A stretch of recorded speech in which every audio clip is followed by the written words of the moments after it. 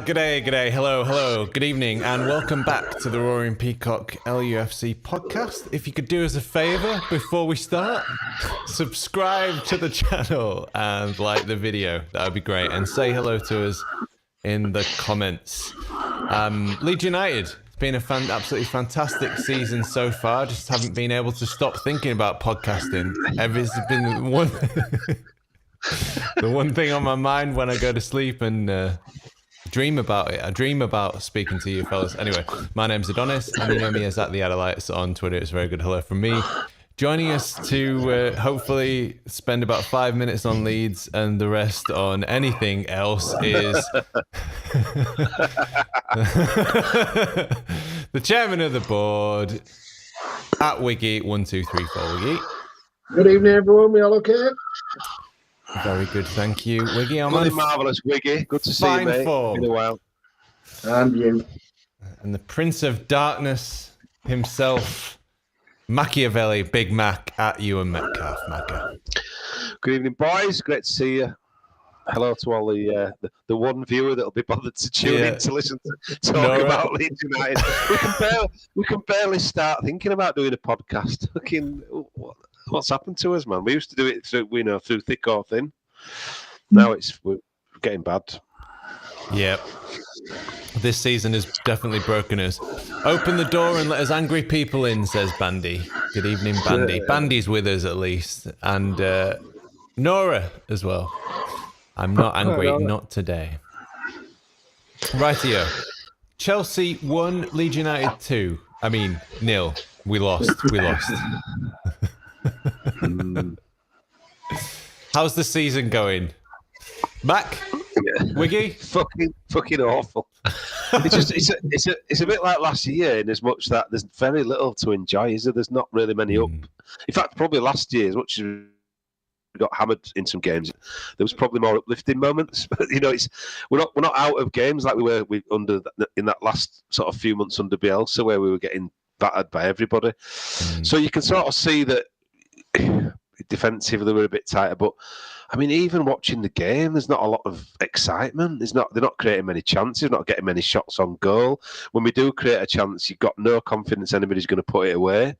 For all the kind of improvements, it's just really boring and lackluster and lacking in any sort of entertainment value. So it is a tough one, isn't it? I mean, I think we've been here before. I think we said a long time ago. And, when you say to people, "Oh, don't worry, it can't get any worse than this." Oh, it fucking can. It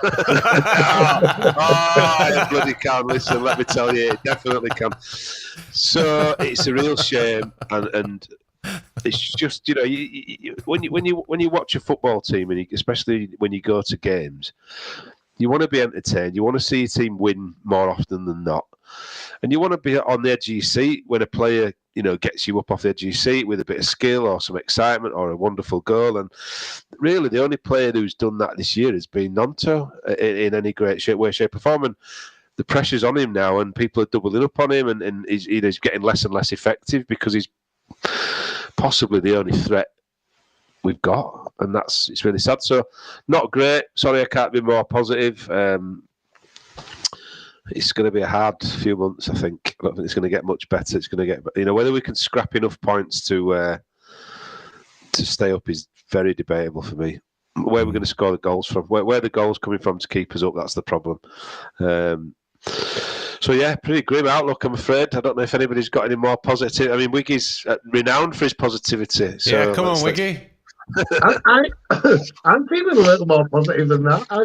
I totally get all the points that you're making, but I think the new manager has given me renewed hope, because I think we all knew what I felt of Jesse Marsh, and I had no hope under that man. So I think for me, getting rid of Jesse and us being able to bring in a manager who I think has steadied the ship, definitely at the back, has given me renewed optimism. I think the thing for us is what Max just said is, I just can't see where the goals are coming from. We look in the final third like we could have finished at breakfast. So that is really concerning, because we have good attacking players. We just don't have anyone who's finishing at the minute, and that's a real concern. Well, it took 60 minutes against Chelsea to have a shot on target. Very similar with Southampton, I think it was. And it was only really Fulham where we looked like we were sort of attacking the game, taking the game to the opposition. So it's worrying. It's really worrying. I know that we look a little bit tighter at the back. We look less likely to leak goals, and and we look wider in possession as well. So we look more like a football team, I'd say, than we ever did under Jesse Marsh. And the one thing that I can say about not playing Nonto is that when we took Nonto off, it felt like the other players thought, well, we can't rely on him anymore, because everything was going through Nonto. It was a case of give it to Nonto, and if he does something with it, great, and if he doesn't, then basically we're fucked. we've got no plan B. As soon as he went off, you could see it lifted some of the other players. They thought, all right, well, he's gone now. I guess I better do something and take responsibility. It's sad because, like Wiggy said, and I've since Gracia's come in, things have looked miles better. More organised, like you say, more width. I think some of the football they've played has been better than we've seen under Marsh completely during his whole tenure. He's only had them for a few weeks, so there is optimism. But that's the problem. It doesn't matter really how you play and the millimetres or minutiae of improvements that you see. Ultimately, we've got to score goals to get the points, the wins to stay up, and draws ain't going to do it for us anymore. We've kind of lost that. When we were kind of getting a point a game, and you thought, well, if we carry on like that, we end up with 38, 39 points. We'll probably be fine. But we've kind of gone well under that par now, and you've got to start winning a few games. And you look through the fixture list, and you think, well, there's nothing stands out as being an easy. None of them are going to be easy, especially in the position we're in, but nothing stands out as an easy win for me. And I agree, nothing stands out as an easy win, but I think there's games that are winnable. And I look at the next two and I go, right, they're winnable. Then we play Arsenal, you go, right, I'll write that one off. Then the two after that, they're winnable. So I'm really optimistic at the minute. I don't know why. I don't know what I've had. I don't know. So can I have a pint of whatever's in that orange juice? Can I have a pint of that we get? It's Diet Rosé with lemonade. It's because you're Barney's substitute. Yeah. Totally. You've taken it far too seriously. I do think we've really strengthened. We've really tightened up at the back, and I do think one game it's going to come good. I don't know when, I don't know where, but it's going to come good. And I have, as I say, renewed optimism. I think we all know what I thought of Marsh. I thought it was the wrong appointment. I thought it was terrible. I was glad when he was gone. I think it took us too long to get someone in, but now we've got someone in. I think he's the man to do it. I really do. I'm not I'm no expert on the guy, but I think he's the guy to do it. I think the worry for me, and this is like a long-term silly worry that I really could worry about, is when they keep you up, so therefore they get the job for next season, and then you start really badly next season, so he gets sacked and you start all over again. I know that's long-term thinking, but that's just where I'm at with it all. Like this awful cycle of sacking managers because we start poorly. So I don't know. That's where I'm at anyway. He's certainly turned it around, hasn't he? And certainly, like you said, Mac, he's done more than Marsh seemed to do in his whole career, at least, with the penis ball experiment. Yeah. As for Nonto, the boy can do the work. He wants the work. We must let him work, says Bandy. A lot of work for Nonto there. Every game is winnable, must be seen that way. And that first 30 minutes was so difficult, but we got through it. One of our problems is that our press is just not good enough. And Nora says, it sounds like Darth Vader's in the background for some reason. The technical problems continue at the Royal Podcast. I think this is Big Mac sounding like Darth Vader because every time he starts to speak, he shuts up. But you've been working very hard recently, Mac, so we'll... don't talk about it. Don't talk about it, okay. I don't like working hard at the best of times, but yeah, it's hard work. It's all good. Okay, so before we sort of got on to looking at the future, wanted to talk about season ticket prices, because obviously that's the big news today. They've announced the renewal by not announcing the renewal on any of the social media channels, and maybe that's because they've increased the prices by 10%. And you know, is it good timing? What do you think about the? Is there a reason why they haven't announced it on the social media channels? Or because we're shit. I think for all the reasons we've just mentioned, and they're going to put the prices up for all that joy and fucking optimism. They're going to make you pay more to do it. Wiggy's the best place to talk about this, by the way. So go on, Wiggy. I was quite surprised by the time, because I thought it would come about 5 o'clock after we beat Southampton. Surprise! Yeah. We want your money. Right, yeah. But I'm quite pragmatic about it. Like, I was expecting an increase. I was probably expecting 10% increase. I think if you want Premier League football, you're gonna pay the money. And it's no, not Ken Bates. I'm sorry, like it is the ghost like, of Ken Bates. You know, if we get relegated, there'll be no increase. If we stay in the Premier League players cost more money, and it's going to come to the fans eventually. And it is. I know people go on about the Ellen Road experience.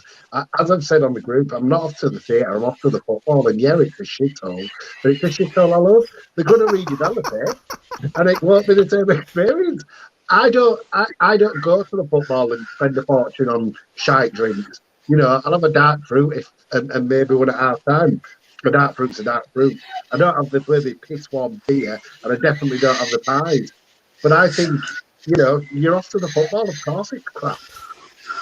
I think the argument might be that if the pies were edible, maybe more people would buy them. Exactly. So the two separate things from the season ticket price renewal and the pie and the cost of the pies. Right. I don't think it's the experience of going to football that's the issue here. I think that, you know, for me, I've been going since it was a proper shithole, much worse than it is now. You know, standing. I know I'm a lot older than you lads, but you know, standing in the low field, standing all around the ground. You know, the seated areas were bad. You know, it was really poor. Nobody cared. Not cheaper then, though.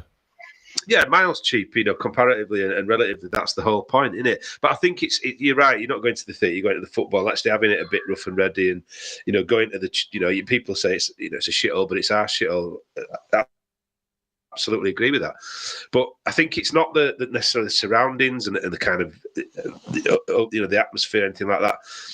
You know, the fact it's an old stadium, to me, is a good thing. You know, it's attractive. The fact it's that old stadium. I've been to a lot of the new ones and the sanitised kind of soulless bowls, really. But I think it's more, if you go with kids, the toilet situation it's just ridiculous. You know, you kind of go down early with your kids, you know, and kids are kids, aren't they? Do you want to go to the toilet? No. And then the minute half time, I need to go to the toilet, right? And then you're queuing up past, like, I don't know, it's a really weird one in the East Stand, in the family bit, where you're kind of queuing up across the ladies' toilets, miles past concessions, and your kids don't prepare in advance going to the toilet. So it's like, I'm really desperate now, Dad. And you're miles away, and there's no, it's just the whole thing about it, you know, queuing up for so long to get served. Yeah, you know, there's a lad that's converted the empty pie packet into a raft, and he's got an oar, and he's sailing down the river of piss to get to piss in the last remaining sink.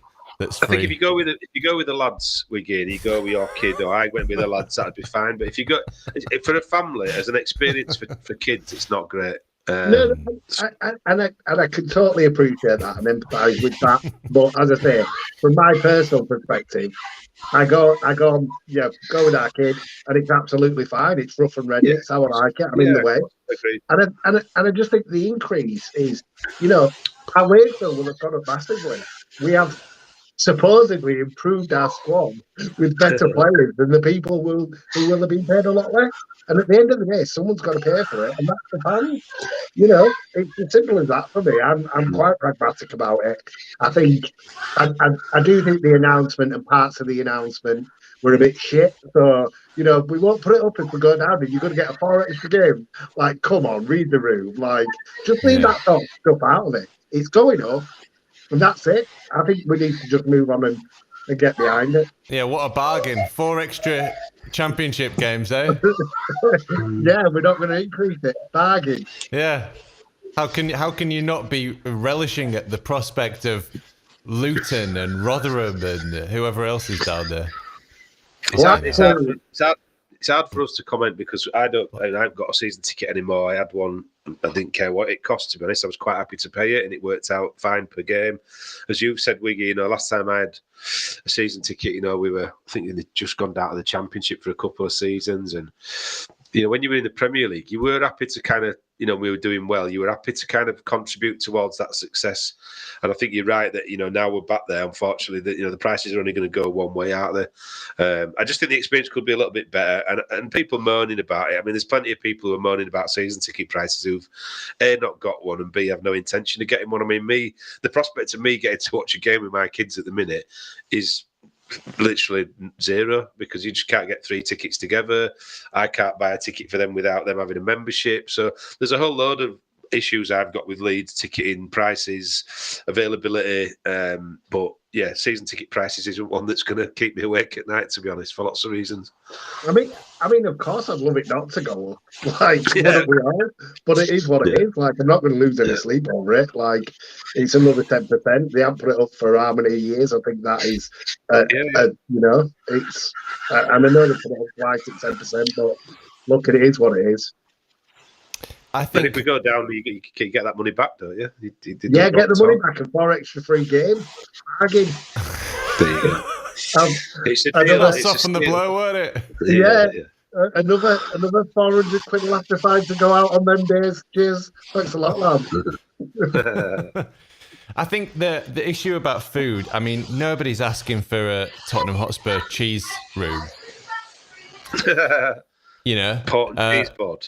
Yeah, but I remember going 20 years ago and you being able to get, a nice pork and stuffing sandwich with crackling on top. And there's nothing like that really anymore. It's just these sort of shitty pies and... I have never bought any food inside on the road in my life, and I never plan to. I say limited times I've bought it and I've regretted it immediately, or certainly when I've got home needed a shit. If you don't regret it going in one way, you'll definitely regret it coming out the other. Remember it coming out. Yeah. It's like I broken 3 toilets on the way home. With them beautiful toilets in Ellen Road. Oh yeah, I won't go there, but yeah, it's pretty grim. And my kids want to eat when they're there, but they tend to want Haribo's and kind of easy stuff. But then sometimes they'll get like the chicken nuggets and chips, and they're fine. But like you say, you want a selection, a choice. But as Wiggy said, I think especially me being old school, I don't go to football to eat. I'm very rarely drinking there because it's crap. I mean, we had corporate for the West Ham game in the South Stand, and the beer on tap there, draft. You kind of think, I can have a proper pint with a glass and everything, and it's like Heineken Silver, and you think, what the fuck? Why? What? And I'm a bit of a beer ponce for all those things I've just said. But when you go in the actual stand and you watch it, I don't care. I mean, I rarely drink in there. I tend to wait till I get out and have a decent beer because it is terrible. But surely that could be improved. At very little cost. I think that the argument would be that if they improve the quality of the products, then more people would buy it. They'd buy more. Without a doubt. We've said it already. We've been enough times, and you go in and think, do I really want a drink? Someone said, do you want to go for a drink? Not really, no, because it's crap. I'd rather save my money and the time and effort of queuing and missing the first 10 minutes of the game, second half. So, yeah, I think you absolutely. I mean, if you're looking at, somebody's got to pay for those increases. Maybe if you did a better job on the retail and the commercials, that you wouldn't need it because you'd be doing more on the the retail side of things. I tell you what, I got the last game 2 pints, fucking 11 quid. Where's it got? Like I'm in London. Qatar prices, that is, Wiggy. Totally. I got a pint of Amstel, and I got a dark fruit, 11 quid. Well, fuck me. Fucking hell. Terrible. Right, and maybe not the best timed. Anyway. Okay, moving on. Let's move on. Let's talk about Brighton. Our best favourite opponents. Always good playing Brighton, isn't it? Yeah, we do well against them all the time. I'm feeling positive for this weekend, and I don't know why. It's got to come good. It's got to come good at some point, and it's this weekend. Yeah. I think it'd be good to actually have a striker back, because I don't know what's happened with Biscuit Bamford. Fuck me, what's wrong with him now? We called it ages ago. We called it when he'd scored all those goals in that first season back. We said that'll be the best season he has for us, and he'd be better selling him now at a premium because he won't ever. We both said that, and we've been proven to be right, which doesn't happen often, but we'll celebrate it while it does. I'm really because I think Rutter has got the. I think there's a player there, but I don't think he's up to speed and good enough at the minute. I think that in a striker position, who would have thought we'd be gasping for Rodrigo to be fit? Like, before this season started, we'd be pinning our hopes on Rodrigo, but it was Brighton at home last season, and I think he did 3 misplaced passes in a row. And everyone was just started getting on his back. Even family people, the dads in the family started. We're so you can't pass a fucking ball 3 yards. Honestly, we have a fickless fan base. I know we are just so fickle. It's great, isn't it? We were like that under Marsh. Says what's your name? Flying Frome. Nice name. We were like that under Marsh. Great going forward, open at the back or more solid at the back, but nothing up top. We don't seem to be able to find a balance. Bandy's saying a lot. Good to see you, Bandy, by the way. Increasing prices. We need better performances before we price increase. Can't disagree with that, can we? I mean, we need the club needs investment. I mean, that's what was the criticism was over the summer. We made a net profit in transfers after staying up by 2 goals. And then now they're increasing the prices and shit themselves in January and paid over the odds for clearly not Premier League ready. It's just and now the fans have to pay for it. It's just ridiculous. We've said this before, though. I haven't got anything against Rutter, and I think he's not played a lot as he, prior to coming. He didn't play a lot World Cup, and he wasn't playing. But why can't we go get Ndai or Akpong from Middlesbrough? Why do we have to go on this romantic European tour to find a striker? Surely bringing in a player who can score goals in England is the secret. The cream of the Championship quote. When have we bought anybody from the Championship recently? It's a load of never. Shit, they just talk rubbish. It's like there's no strategy. And I think, Wiggy touched on it. You can say what you want about Gracia and say what you want about the potential to stay up. The massive error we made, and we can't keep going on about this, is bringing in Marsh ever, because that's been the death knell to everything. How Orta has looked at him and thought he's the natural successor to Bielsa is beyond me. And it should be beyond anybody that understands a modicum of what football's all about and what Bielsa was all about. So that's been the big mistake. And you can't, sometimes you make that many big mistakes, you can't keep getting away with it. You know what I mean? So definitely an issue. But Rutter's, there is a player in Rutter, but unfortunately it's not a striker. And what we need at the moment is we need a fucking... Why can't we buy a striker? We buy a striker and play him on the right wing, and then we fucking buy a fucking winger and play him, pretend he's going to be a striker. We just don't seem to get that bit right, do we? He'd be a perfect winger. I don't know why nobody else can see it. He played best when I saw him for Hoffenheim, when I watched him, because when we knew we were going to buy him, and he was playing on the wing, and he was brilliant, cutting inside, very, very tricky. You saw him at one moment against Southampton. He was in the corner there, keeping the ball and going around players for fun with all the bag of tricks he's got. I think playing in the middle is a completely different skill set. We play him on wing though. We'll have 8 wingers. No one in the bloody middle. Play 8 wingers. See how that goes. One extreme to the other. No wingers to 8 wingers. You know, Rodrigo played better on the wing at Valencia as well. Bamford played on the wing for Middlesbrough. Bamford had never been a number 9 until Bielsa. I think the thing with Rutter is that you need, Rutter and Nonto, the number of times where you see them receiving the ball and they're too far away, you want them further up the pitch. You know, you want Nonto and Rutter, the attacking players to be doing. That's where they were dangerous against Southampton, where they were receiving it in advanced positions. Nonto's getting the ball 40 yards away from goal, you know, and I'm not saying he's not capable of doing something from that position, but the excitement comes and that kind of worry from the opposition comes when he's challenging on the edge of your box and he's running into spaces in the box. A lot to ask, isn't it? The number of times... Lot to ask of a 19-year-old. They put a lot of pressure on his shoulders, but again, in a way, he played so well in those first few games, and he was the danger man that he's going to get. You know, it's like that saying, if you're good enough, you're old enough. And I think that it's been able to do it consistently, as we've seen historically with many players. You know, I think the most recent example would be Gelhardt, wouldn't it? Who you think, oh yeah, he's going to be great. He's the next Wayne Rooney.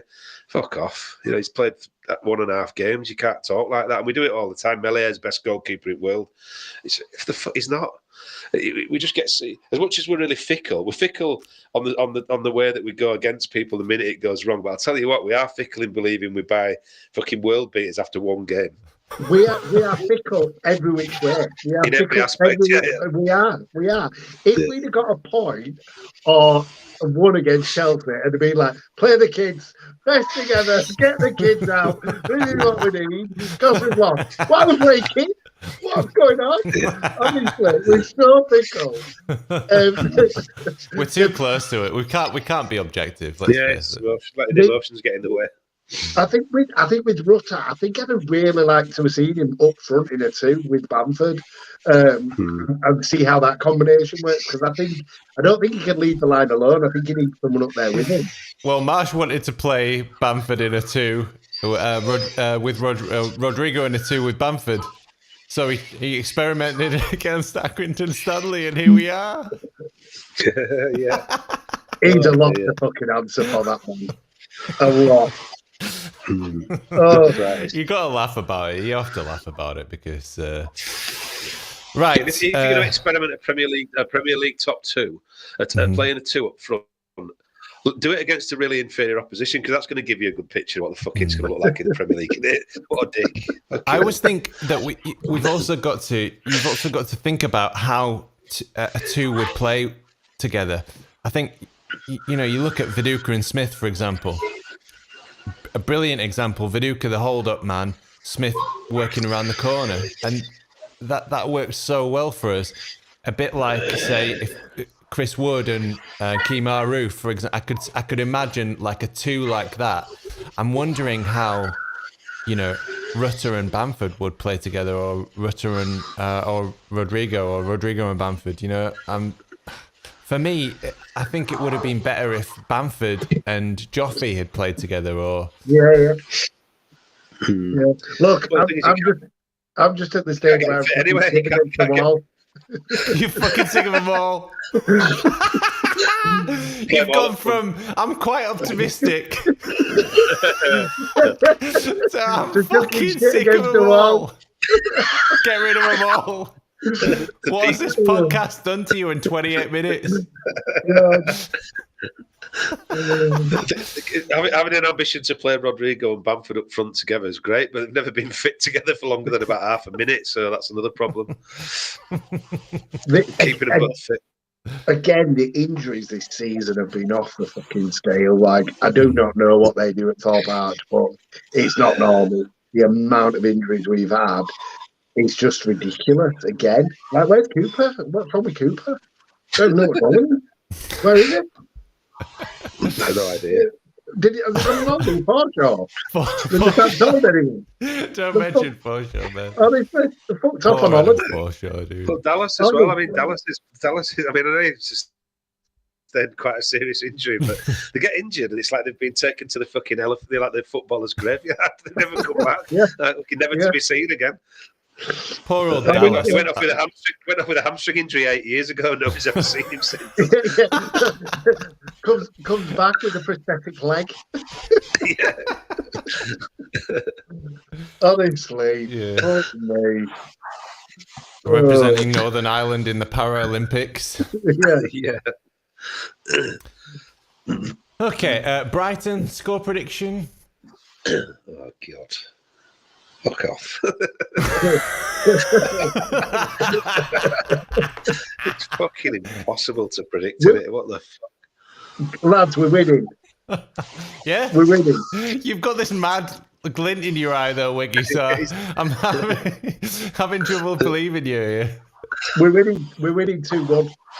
Definitely. Okay. 2-1, Wiggy. There's definitely something in that juice. Fucking what have you got in that juice, mate? I think there's more LSD. There's more LSD in that glass than there is juice. LSD and 2 E's. Yeah. Do I have to predict the score? Because ultimately, I can't fucking see us getting out. So, but my heart says we're going to win. Of course, my head's saying fucking no chance. Did Brighton just beat West Ham 4-0? Yep. Was that Brighton? Yeah, that great. That's Brighton. West Ham, who we couldn't fucking beat at our place when we took a lead in the first few minutes. I'm going to go for Their recruitment strategy, by the way. 2-0 to Brighton. Optimistic. Yeah, it's an optimistic 2-0 to Brighton. Fuck me. Get off of here. I know, I'm trying to work. It's like reverse psychology, isn't it? That if I actually predict we're going to get beat and just go with that we might surprise me.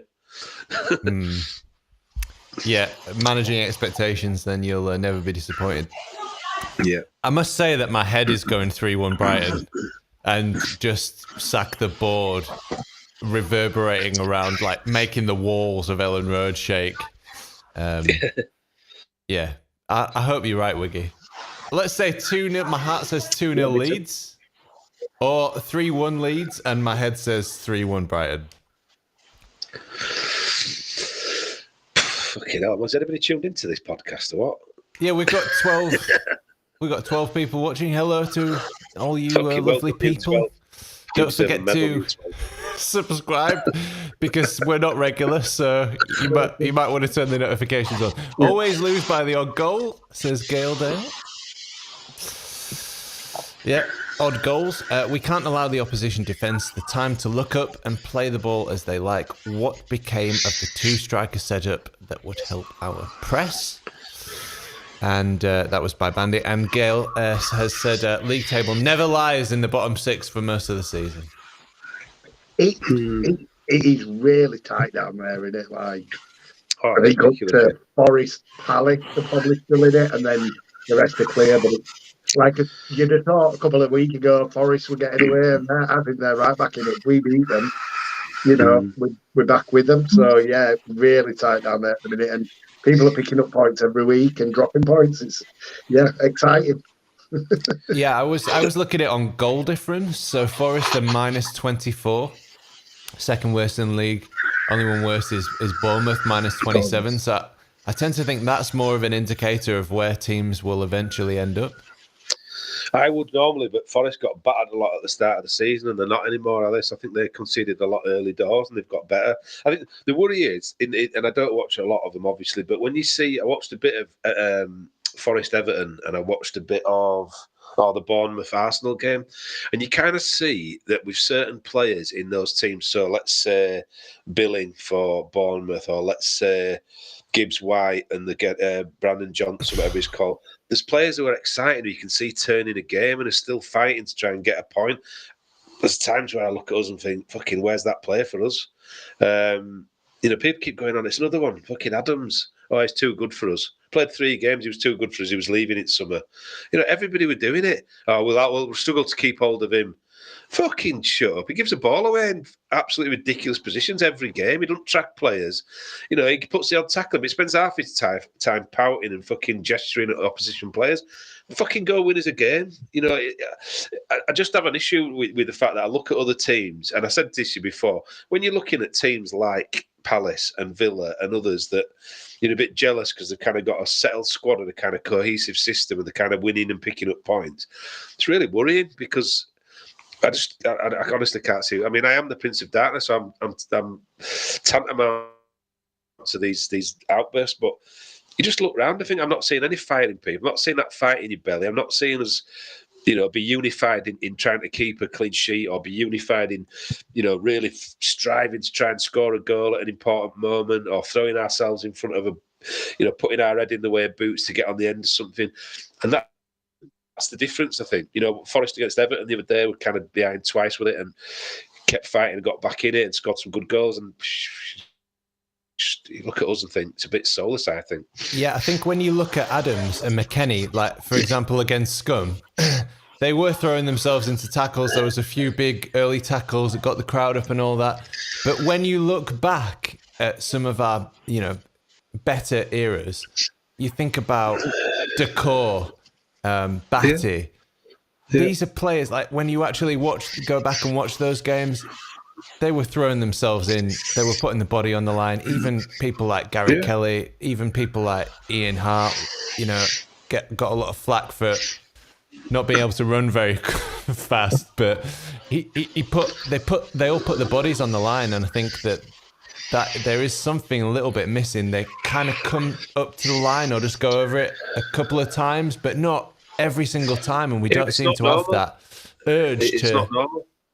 Yeah, Batty and did it every minute of every game. We do it a couple of times. You know, Man United's an easy game to get up for, isn't it? They're not doing it week in, week out against other opposition, and I think that the Batties of the world, which is an extreme example, but many others, that was how they played the game consistently throughout the game. You know, you were never going to get anything easy.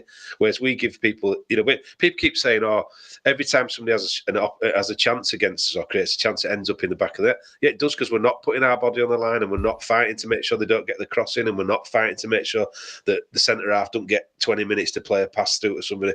It's all over the pitch. It's those little, you know, people say it's a game of millimetres and it can make a big difference. That's what I'm seeing a lot of, and I'm not, you know, running the team down. I think I've seen a lot of effort. We've seen the improvements we've spoken about.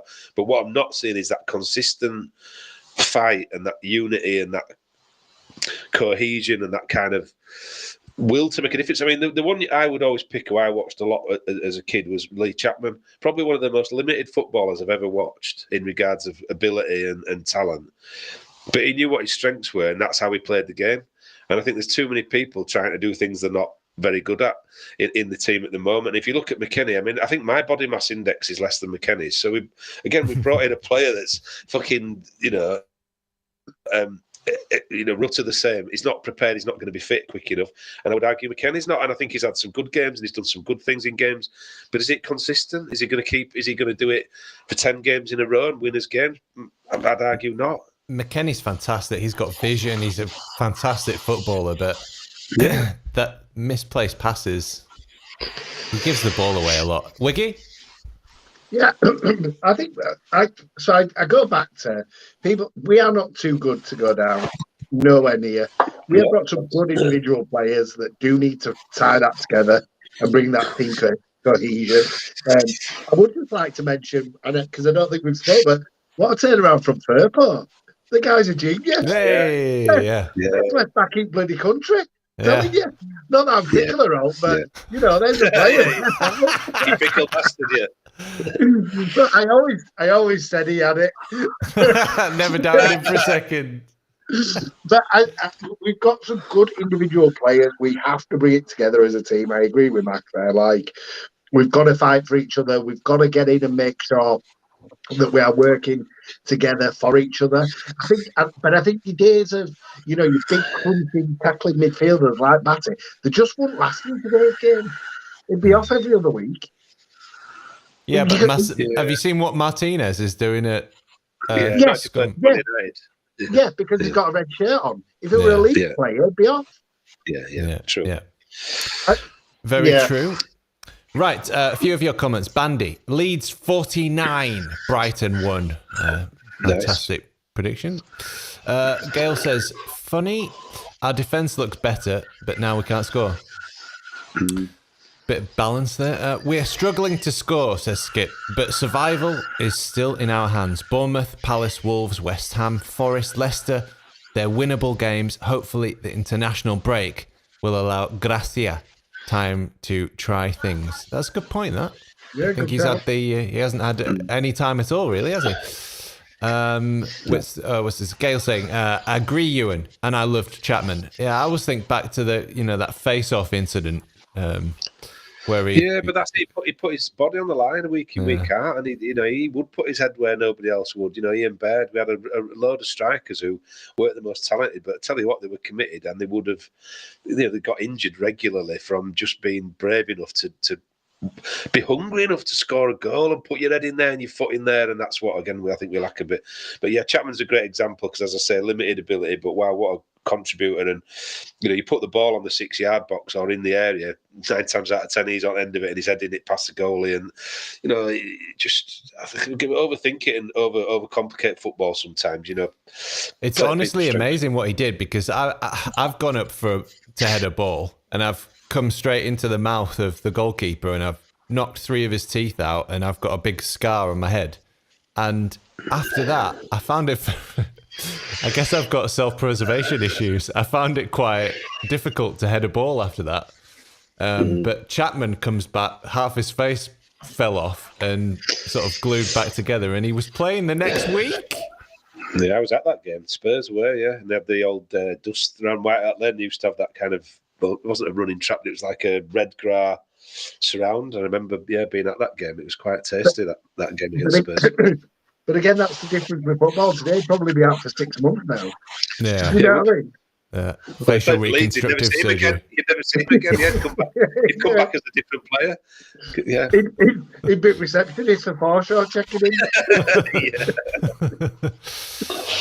Right, a few more of your comments. Dav said, Rodrigo and Cini will make a difference. I agree. Bandy, how long have I said Firpo is not a left back, he's an inside left? That's where he does his best work. Yeah, cutting inside and hitting it with his wrong foot, like he did against Barcelona, by the way. Like a legend. We sacked Jesse too late. Imagine where we would be if Gracia, I just like saying that, had been in from the start, says McAllister Bishop. And Skip says, I think Rutter needs to stop trying those turns and flicks and instead play the easy pass. Yep, dawdled on the ball, didn't he? Did it at Hoffenheim as well. And one more, Mick Jones, 100 stitches in his head alone every season, says Bandy. Right, I want to wrap it up very soon. So tell me about your thing. What's your thing? Have you got a thing? Non-Leeds United? Should we pick ourselves up and tell us about... You've got lives outside of Leeds? I assume they're expanding. They're expanding these last 2 seasons. Thank God. Go on, Wiggy. Oh, we're married at first sight. Australia starts tonight. Oh, no. So that's why we're wrapping up. Wicked, I want to watch TV. it, That is my thing. Yeah? Honestly, that's my thing. I'm really excited for it. Married at first sight. Yes. What is it? What's the concept? So Is it like Traitors? No, it's not like Traitors, although I do love Traitors. It makes Traitors look fucking very good. 2 strangers meet at the altar, get married. They don't really get married, but they get married. And then they go through a fast process of a honeymoon. They're moving in together, and that's it. They see if they can stay together, basically. Okay.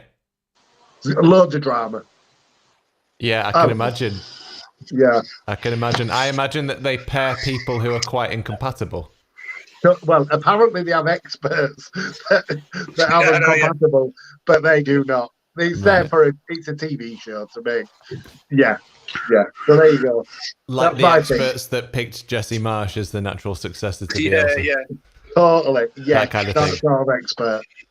Okay, Mac, you got a thing? I'll tell you what I did watch last night, the Elvis film, the new Elvis film. It's fucking great. I really good, enjoyed isn't it? I love Elvis anyway. I've always had a bit of a soft spot for Elvis, and staggering story, and the fact that he was kind of, I mean, you always knew that with Colonel Parker, didn't you, that he left him, almost limited to play in the International Hotel in Vegas and not being able to go and do world tours and earn millions himself, and left him almost potless, really, didn't he? Apart from Graceland and a bit of money and a nice car here and there. It's a really shocking story, but I thought it was really well done. I thought the lad who played Elvis was great, looked like him, sounded like him, really compelling and believable, and I just really enjoyed it. I thought it was great. The music was great, the way it was sort of cinematography, where they did it a bit like a comic strip, going back to like the headlines popping up and the kind of stuff they did with that around his youth, and I thought it was excellent. So I really enjoyed that. And probably just lastly, another quick thing was the football's been miserable at Ellen Road, but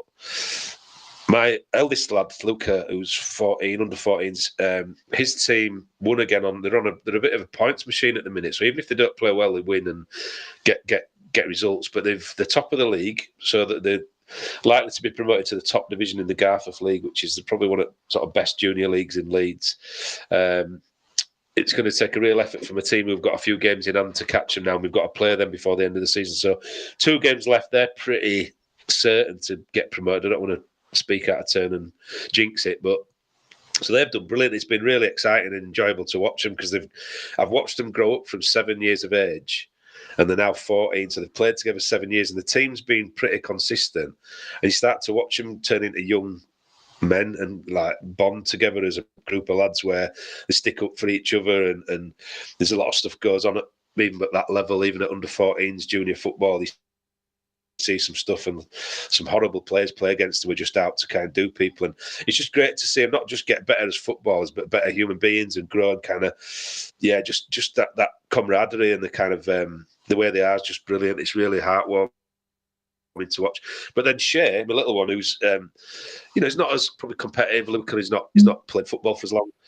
They won the league on Sunday, so they not just invincibles, but they've played 10. They've got 12 games in a season, played 10, won 10, plus 52 goal difference or 56 goal difference. So they're battering people. He scored twice. He scored an absolute beauty on Sunday. So it's just been a really nice weekend for junior football, not for Leeds United. And that's probably my thing at the minute, because when I'm losing faith with Leeds, I'm very engaged and bought into the lads playing and doing so well, and both being top of the league in their respective leagues. Shay having already secured the title, and with 2 games left, and Luca hopefully going on to do something similar. So yeah, brilliant. That's the thing. Go on, the Max, the little Max running around. Little Max, doing well.